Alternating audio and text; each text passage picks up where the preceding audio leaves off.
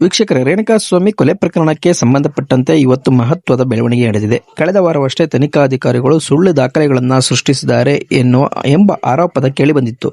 ಜೊತೆಗೆ ಆರೋಪಿಗಳು ಹತ್ತಿರದಿಂದ ಮೊಬೈಲ್ ಫೋನ್ ಅನ್ನು ಪಡೆದುಕೊಂಡ ಜಾಗದ ಫೋಟೋವನ್ನು ಸಹ ಲಾಯರ್ ಅವರು ಕೋರ್ಟ್ಗೆ ಅಪ್ಡೇಟ್ ಮಾಡಿರುವ ಮಾಜರ್ ವೇಳೆ ತೆಗೆದುಕೊಂಡಿರುವ ಫೋಟೋ ಸುಳ್ಳು ಎಂದು ಹೇಳಿ ಆರೋಪಿಗಳ ಪರ ವಕೀಲರು 57ನೇ ಸೆಕ್ಷನ್ ಕೋರ್ಟ್ ಅಡಿಯಲ್ಲಿ ನ್ಯಾಯಾಲಯಕ್ಕೆ ಅರ್ಜಿಯನ್ನು ಸಹ ಸಲ್ಲಿಸಿದರು. ಆದರೆ ಇವತ್ತು ಆ ಅರ್ಜಿಯ ನ್ಯಾಯಾಲಯ ತಿರಸ್ಕರಿಸಿದೆ. ಅಲ್ಲದೆ ವಕೀಲರಿಗೆ 5,000 ರೂಪಾಯಿಗಳಷ್ಟು ದಂಡವನ್ನು ಸಹ ವಿಧಿಸಲಾಗಿದೆ ಎನ್ನುವ ಮಾಹಿತಿಯೂ ಸಹ ಲಭ್ಯವಾಗಿದೆ.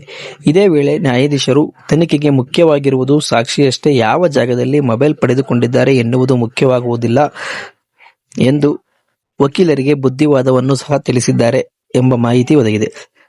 ಇದೀಗ ಇನ್ನೊಂದು ಕಡೆ ದರ್ಶನ್ ಅವರು ತಮ್ಮ ಕುಟುಂಬದ ಸದಸ್ಯರು ಹಾಗೂ ಸಂಬಂಧಿಕರನ್ನ ಭೇಟಿ ಮಾಡಲು ಅವಕಾಶವನ್ನ ಕಲ್ಪಿಸಬೇಕು ಹಾಗೂ ತಿಂಗಳಲ್ಲಿ 1 ಬಾರಿಯಾದರೂ ನ್ಯಾಯಾಲಯಕ್ಕೆ ಹಾಜರಾಗುವಂತೆ ಮನವಿಯನ್ನ ಸಲ್ಲಿಸಿದರು. ಈ ಮನವಿಗೆ ಪರಿಗಣಿಸಿದ ನ್ಯಾಯಾಲಯ ಜೈಲ್ ಸೂಪರಿಂಟೆಂಡೆಂಟ್ ಅವರ ಅನುಮತಿಯ ಮೇರೆಗೆ ಸಂಬಂಧಿಕರು ಅಥವಾ ಮನೆಯವರು ಅಪರಾಧಿಗಳನ್ನ ಭೇಟಿ ಮಾಡುವುದಕ್ಕೆ ಅವಕಾಶವನ್ನು ಸಹ ಕಲ್ಪಿಸಿಕೊಡಲಾಗಿದೆ. ಸೂಪರಿಂಟೆಂಡೆಂಟ್ ಅವರ ಪರ್ಮಿಷನ್ ತೆಗೆದುಕೊಂಡು ಇದಕ್ಕೂ ಮೊದಲು ಬರೀ ಅಪರಾಧಿಗಳನ್ನ ದೂರದಲ್ಲೇ ನಿಂತು ವೀಕ್ಷಣೆ ಮಾಡಿ ಹೋಗಬೇಕಾಗಿತ್ತು. ಆದರೆ ಈಗ ಸೂಪರಿಂಟೆಂಡೆಂಟ್ ಅವರ ಪರ್ಮಿಷನ್ನ ಮೇರೆಗೆ ಒಳಗಡೆ ಕೂತು ಮಾತನಾಡುವ ಅವಕಾಶವನ್ನು ಸಹ ಕಲ್ಪಿಸಿಕೊಡಲಾಗಿದೆ ಎನ್ನಲಾಗುತ್ತಿದೆ. ಇದು ಇವತ್ತಿನ ಮಾಹಿತಿ. ವೀಕ್ಷಕರೇ, ಈ ಬಗ್ಗೆ ನಿಮ್ಮ ಅಭಿಪ್ರಾಯ ಏನು ಎನ್ನುವುದನ್ನು ತಿಳಿಸಿ. ಈ ವಿಡಿಯೋ ಇಷ್ಟ ಆದರೆ ಒಂದು ಲೈಕ್ ಕೊಡಿ. ಜೈ ಹಿಂದ್, ಜೈ ಕರ್ನಾಟಕ ಮಾತೆ.